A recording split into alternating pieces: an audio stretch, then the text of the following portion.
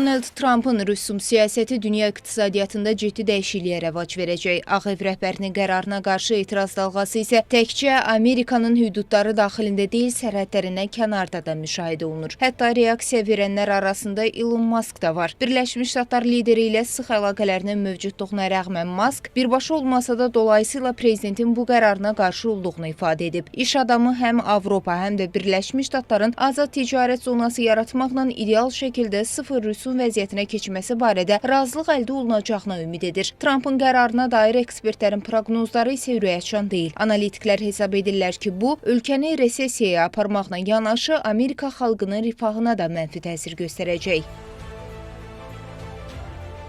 Tramp, ставший президентом в 21 веке, 21-ci əsrdə prezident olmuş Trump davamlı olaraq 19-cu əsrin hökumətinə istinad edir.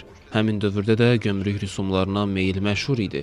19-cu əsr üçün keçərli olan qərar xarici malları Amerikalılar üçün baha etmək idi.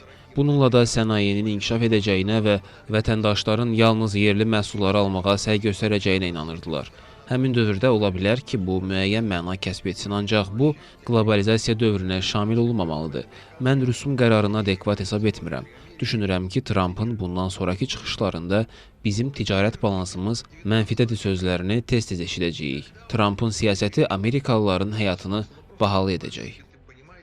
Trump'ın fikrincə Ağ Evin tarif siyasətinin zəifləməsi yalnız bir halda baş verə bilər. Bu isə rüsumların azaldılmasını istəyən liderlərin eyni qaydanı öz dövlətlərində tətbiq edəcəkləri halda mümkündür. Təhlillər göstərir ki, tariflərin ciddi zərbəsi Avropa ölkələrinə, xüsusilə Almaniyaya dəyəcək. Çünki təkcə avtomobil satışına dair deyil, o cümlədən onların ehtiyat hissələrinə də rüsumlar tətbiq ediləcək. Proqnozlar Amerika iqtisadiyyatının zəifləyəcəyi yönündədir.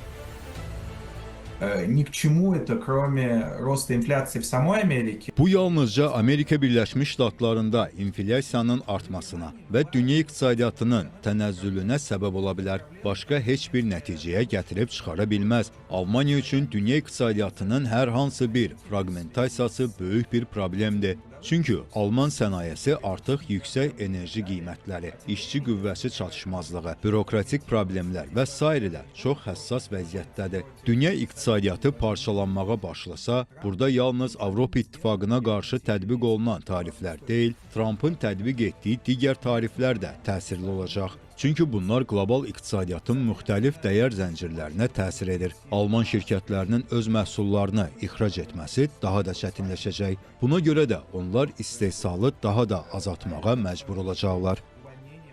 Tarif dalğasının geniş etirazlarla qarşılandığı Avropa İttifaqında Birləşmiş Ştatların son addımlarına cavab olaraq müvafiq tədbirlərə başlanılıb. Alyansın manevrləri zamanla özünü büruzə versə də, Trump'ın rüsum qərarının iqtisadi müharibəyə səbəb olacağı istisna edilmir. Zeynəb Mirzəyeva, Real.